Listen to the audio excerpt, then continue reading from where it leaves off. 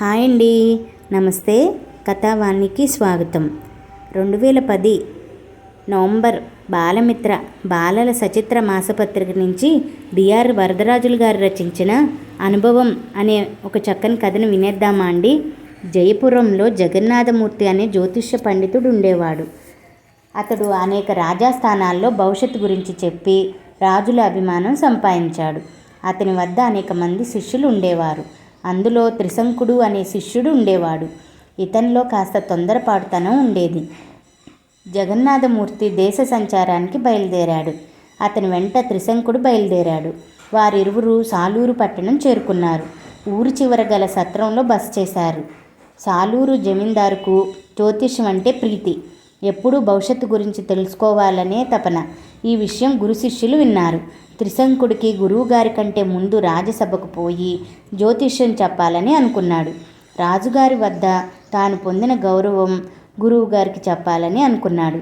గురువుగారితో చెప్పకుండా రాజసభకు వెళ్ళాడు. తన గురించి పరిచయం చేసుకున్నాడు.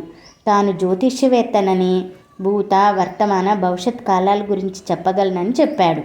సాలూరు రాజు తన జాతకం తెప్పించి ఇచ్చాడు.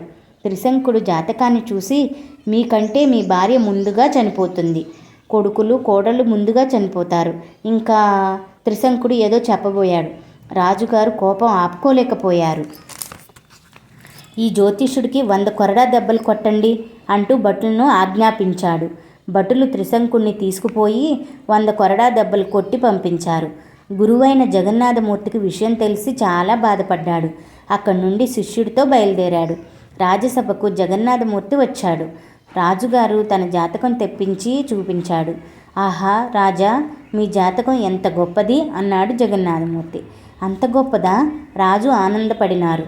రాజా, మీకు దీర్ఘాయుష్ ఉంది, తీక్షణంగా జాతకం చూస్తూ అన్నాడు. ఇంకా చెప్పండి అని అడిగారు.